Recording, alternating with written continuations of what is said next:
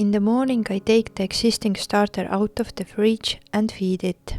Since I don't want to deal with large amounts of leftover starter, I feed only as much as I need for baking at that moment.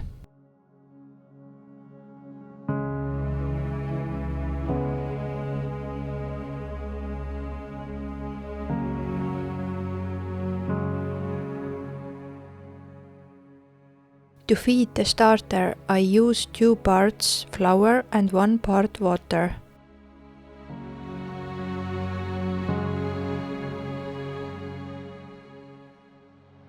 I mix everything together and leave it at room temperature.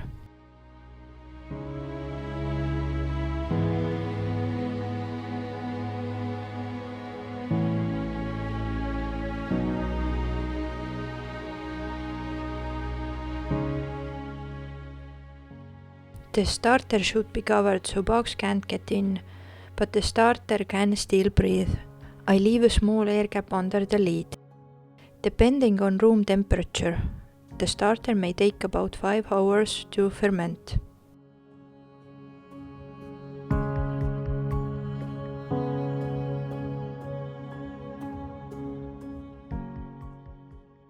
The starter is ready when it has risen a lot and is bubbling well. When making bread, the measurements are very important, so I always use a scale. After taking the amount of starter I need for the recipe, there must always be some left for the next baking.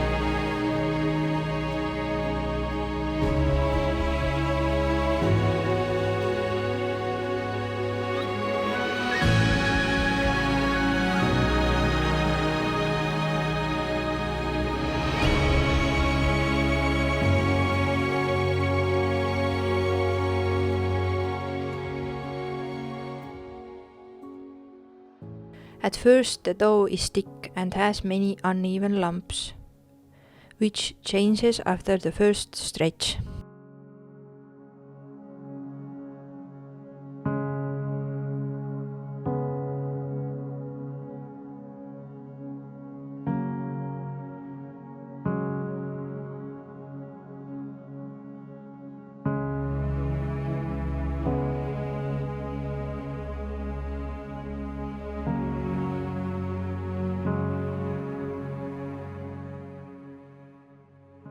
After 20 minutes I do the first stretch. With the thumb hand I start lifting the dough from the edges of the bowl toward the center. I repeat the process until the dough becomes smooth and no lumps remain. The first stretch takes the most time.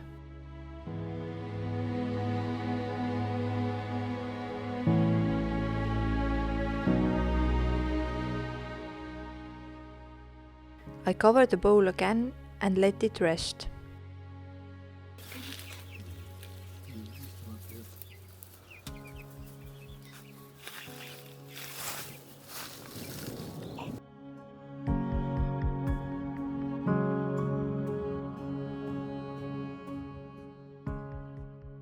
After 20 minutes, I do the second fold. Now the dough is already much more elastic and stretchy. I fold the dough from 4 sides into the center to form a smooth dough ball.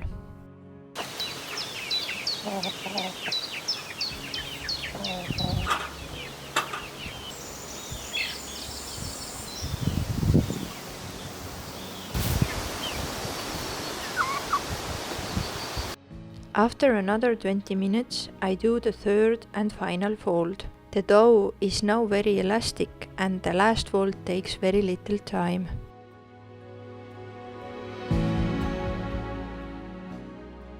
I cover the bowl and leave the dough to rest at room temperature for 2 hours.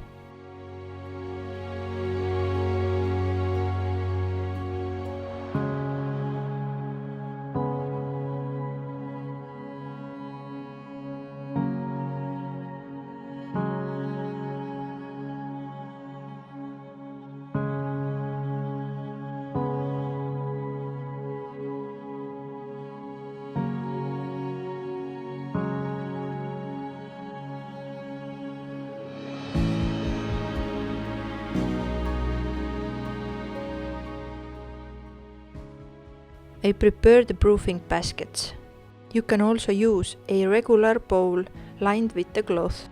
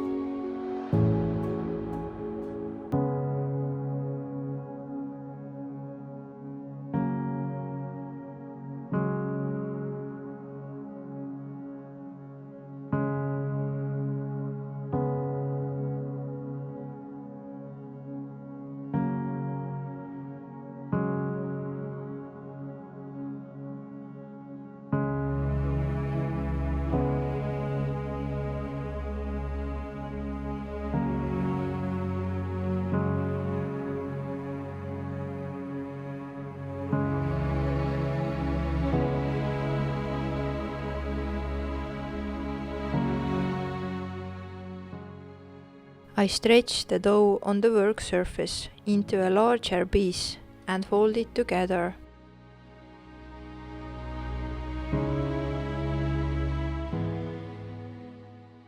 I gently pull the dough toward myself to form a smooth loaf and create tension inside the dough.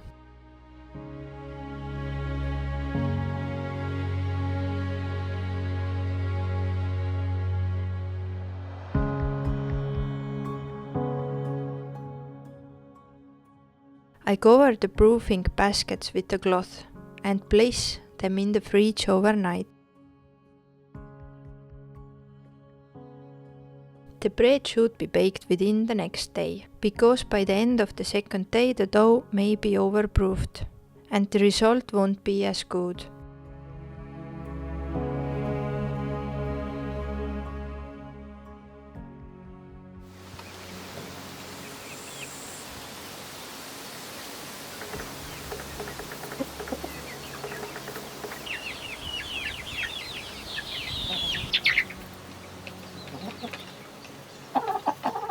You can bake the bread in a preheated cast iron pot, but you could easily bake it on a regular baking sheet. To prevent the bread from becoming too dense, I place a bowl of water at the bottom of the oven. I make decorative cuts on the bread.